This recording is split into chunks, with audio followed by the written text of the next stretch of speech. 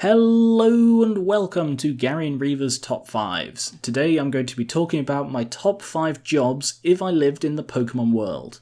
In the games we don't get much of a look at how the wider Pokémon world operates beyond trainers and gyms. There must be other jobs unique to that world and some must be more interesting than being a trainer. In this list I'll be describing some of these jobs and maybe what Pokémon I'd have, I don't know. Two things to remember. First of all, these are my personal opinions, so please don't tell me I'm wrong. And these aren't the only jobs, but these are the ones that I thought of that appeal the most to me. Number 5. Professional Trainer.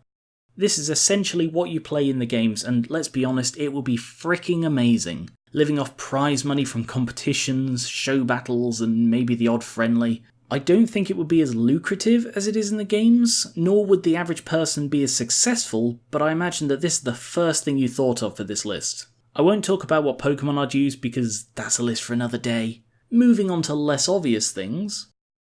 Number 4. Team Admin.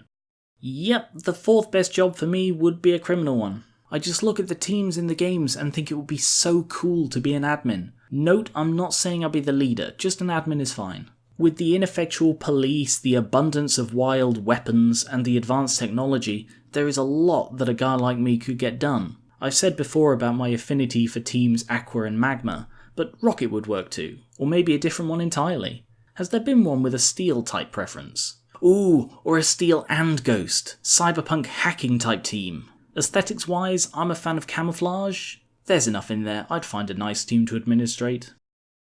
Number 3. Breeder/Rancher. I don't mean a breeder in the way Brock or Susie is, I mean a proper breeds Pokemon for profit type. I guess the difference between a breeder and a rancher is the rancher is more about selling the stuff the Pokemon produce, rather than the Pokemon themselves, but either would work. I love the idea of knowing a species of Pokemon that well, to the point of being able to breed S-class specimens. There isn't a lot about Pokemon byproducts, except the obvious like Moo Moo Milk, but I'm sure a lot of different species naturally produce valuable substances. I've said before in Pokesins about Snorlax fertilizer. I'd say that if I had to pick something right now, I'd breed Phantump and have a pet Skarmory to help me wrangle them.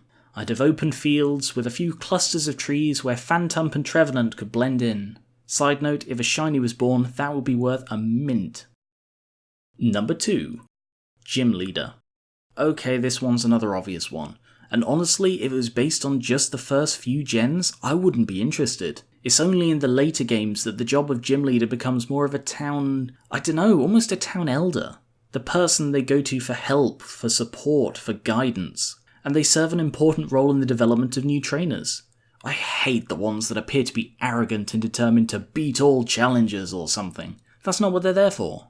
They're there to test trainers, both their skill in battle and their bond with their Pokemon. They should then provide guidance to the best of their knowledge. They should be a role model, an inspiration. Now what type would I specialise in? I don't want to blow your mind too much, but I'm thinking Steel type with a Skarmory Ace. Or Ghost! Ooh! Or a Ghost-Steel combination, that'd be cool.